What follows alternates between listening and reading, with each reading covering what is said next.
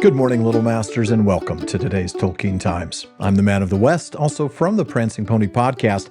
Welcome back to the Series 5 experiment, known as First Age Fridays. We're diving deep into the first age of this series, continuing our readings through one of the most moving stories in all the Legendarium. Now, last week we began Canto 3 with Gorlim's news delivered to a sleeping Beren, and our hero beginning to seek his vengeance. We'll finish up Canto 3 today as Beren regains the Ring of Barahir and starts a life on the run, eventually heading south toward darkness and fate. Forth then, as wolfhound grim there leapt Beren among them. Two he swept aside with sword, caught up the ring, slew one who grasped him. With a spring back into shadow passed and fled before their yells of wrath and dread of ambush in the valley rang. Then after him like wolves they sprang, howling and cursing, gnashing teeth, hewing and bursting through the heath, shooting wild arrows, sheaf on sheaf, at trembling shade or shaken leaf. In fateful hour was Beren born. He laughed at dart and wailing horn. Fleetest of foot of living men, tireless on fell and light on fen, elfwise in wood he passed away, defended by his hauberk grey of dwarvish craft and Nogrod made, where hammers rang in caverns shade.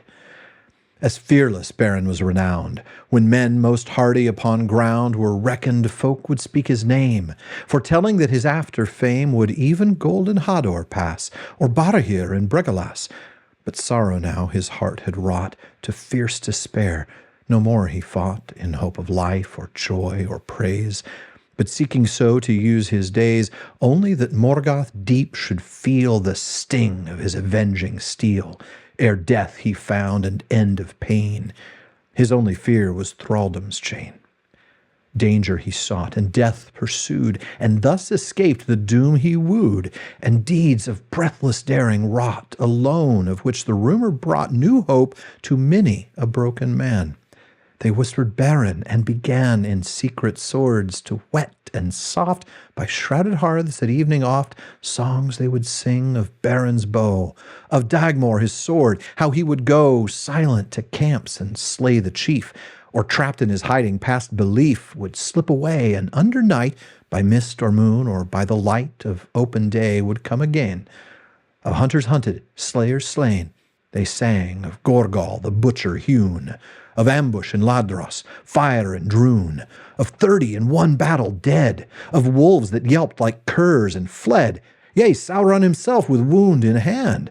Thus one alone filled all that land with fear and death for Morgoth's folk. His comrades were the beech and oak, who failed him not, and wary things with fur and fell and feathered wings that silent wander or dwell alone in hill and wild and waste of stone, watched over his ways, his faithful friends.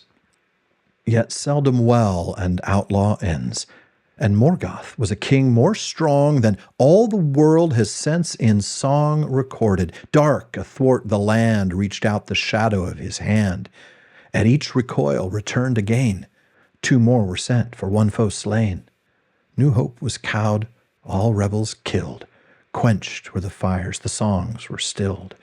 Tree felled, heath burned, and through the waste marched the black host of Orcs in haste. Almost they closed their ring of steel round Beren, hard upon his heel now trod their spies. Within their hedge of all age shorn, upon the edge of death at bay, he stood aghast, and knew that he must die at last, or flee the land of Barahir, his land beloved. Beside the mere, beneath a heap of nameless stones, must crumble those once mighty bones, forsaken by both son and kin, bewailed by reeds of Ailuin.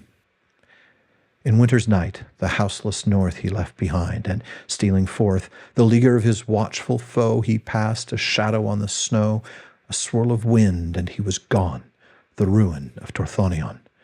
Tarn Ailuin and its water wan, never again to look upon. No more shall hidden bowstring sing, no more his shaven arrows wing, no more his hunted head shall lie upon the heath beneath the sky. The northern stars, whose silver fire of old men named the burning briar, were set behind his back and shone o'er land forsaken. He was gone. Southward he turned, and south away his long and lonely journey lay, while ever loomed before his path the dreadful peaks of Gorgorath. Never had foot of man most bold yet trod those mountains steep and cold, nor climbed upon their sudden brink, whence sickened eyes must turn and shrink to see their southward cliffs fall sheer in rocky pinnacle and pier, down into shadows that were laid before the sun and moon were made. In valleys woven with deceit and washed with waters bitter sweet, dark magic lurked in gulf and glen, but out away beyond the ken of mortal sight, the eagle's eye from dizzy towers that pierced the sky might gray and gleaming see afar, as sheen on water under star, Beleriand, Beleriand, the borders of the elven land. Man, Beren was a one-man wrecking crew after the death of his father and the rest of the men of Barahir, putting fear into the hearts of every orc and servant of Sauron in the region. But there comes a point at which success can be too much, and that's what happened to Beren. He did his job so well that the attention he was drawing from the enemy was more than he could endure. For every dead foe, 2 more were sent, and they knew the region where he was. It was just a matter of time. And so he finally turned south towards these dreadful peaks that no man had dared to cross before, south towards shadows older than the sun and moon, south towards a journey of unimaginable peril and hardship, but south towards Beleriand, towards Doriath, towards Leithian.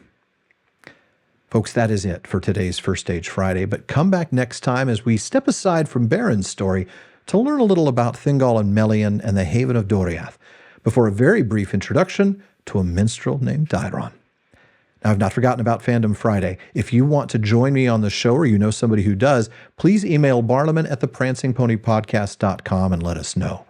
Please visit patreon.com/TolkienTimes to learn how you can support the show, get an ad-free RSS feed, a monthly hangout with me, bonus weekly episode, and more. And join me again tomorrow on today's Tolkien Times as we wrap up week 38 with Second Age Saturday. If you're watching this on YouTube, please like and subscribe. Please follow or subscribe in your podcast apps and follow @Tolkien Times on social media. Finally, as Faramir says, go with the goodwill of all good men.